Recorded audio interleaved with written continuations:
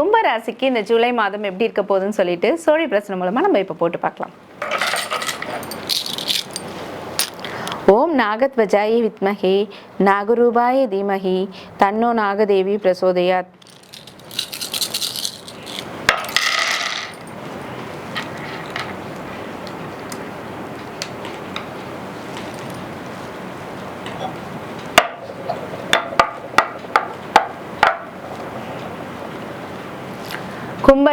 கும்பராசிக்காரர்கள் பார்த்தீங்கன்னா காற்று ராசிக்காரர்கள் கும்பராசிக்காரர்கள். சனி பகவானை அவங்களுடைய ஆட்சி வீடு. ஸோ அதனால் இவங்க எப்போவுமே பார்த்தீங்கன்னா எந்த விஷயமா இருந்தாலும் அவங்க கர்ம வினைக்கு ஏற்ற மாதிரி தான் பிரச்சனைகள் அவங்களுக்கு தேடி வரும். ஏன்னா சனி பகவானுடைய ஆட்சி வீடுன்றதுனால கொஞ்சம் சோம்பேறித்தனம் இருந்தாலுமே எந்த ஒரு விஷயம் எடுத்தாலும் அதை எடுத்தோம் கவுத்தோன்னு முடிச்சிடுறதுல ஃபர்ஸ்ட் வல்லவர்கள் கும்பராசிக்காரர்கள். கும்பராசிக்காரர்களுக்கு 9ஆம் பார்வையாக குரு பார்வை இருக்குது. ஸோ 9ஆம் பார்வையாக குரு பார்த்தால் கோடி நன்மை. அதுவும் 9ஆம் பார்வையா பார்க்குறாரு, சொல்லவே வேணாம்.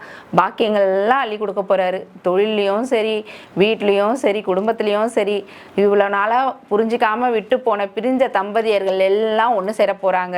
பிரிந்த காதலர்கள் எல்லாம் ஒன்று சேர போறாங்க. நிம்மதி பெருமூச்சு விடக்கூடிய ஒரு காலமாக இந்த காலகட்டம், அதாவது இந்த மாதம் அவங்களுக்கு அமையுதுன்னு நான் சொல்லுவேன்.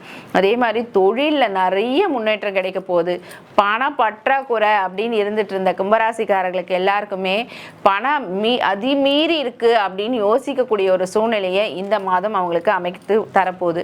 அதே மாதிரி இந்த சிறு தொழில் செய்கிறவங்க எல்லாருக்குமே பார்த்தீங்கன்னா லாபம் ரெட்டிப்பாக கிடைக்க போகுதுன்னு கூட நான் சொல்லுவேன். ஏன்னா கும்பராசிக்காரர்களாக இருந்தால் எந்த சிறு தொழில் செய்கிறோம், அதை பெட்டிக்கடை வச்சுருக்கவங்க முதற்கொண்டு பிஸ்னஸ் பண்ணுறவங்க வரைக்கும் எல்லாருக்குமே ஒரு ஏற்றம் கண்டிப்பாக இருக்கும் இந்த மாதம்.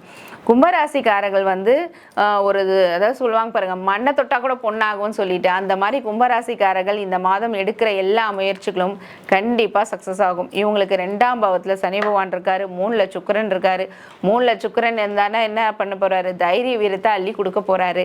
4ஆம் பாவத்தில் சூரிய பகவான் உட்காந்துருக்காரு. கண்டிப்பாக இந்த அரசாங்க வேலை வேணும், கவர்மெண்ட் ஜாப் வேணும்னு சொல்லிட்டு ட்ரை பண்றவங்க எல்லா கும்பராசிக்காரர்களுக்கும் கண்டிப்பாக அந்த கவர்மெண்ட் ஜாப் அவங்களை தேடி வரப்போகுது.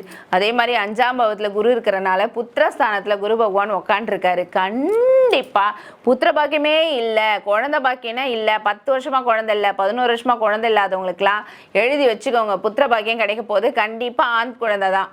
அதுக்கான ஒரு சூழ்நிலையும் இந்த மாதம் உங்களுக்கு அமைச்சு தரப்போகுது. அதே மாதிரி ரொம்ப நாட்களாகவே வீடு கட்டிட்டு பாதிலே நிறுத்திட்டாங்க, கட்டவே முடியலன்னு சொல்லிட்டு இருக்கவங்க எல்லாருக்குமே அந்த வீடை கட்டி முடிக்க போடுவீங்க. கடன் தொல்லை முடியலங்க, கிரெடிட் கார்டு தேய்ச்சி அது மூலயமாவே நிறைய பிரச்சனை வந்துச்சுன்னு யோசிச்சுட்டு இருக்க கும்பராசிக்காரர்களுக்கு எல்லாருக்குமே ஒரு விடிவு காலம் வந்துட்டு இருக்கு.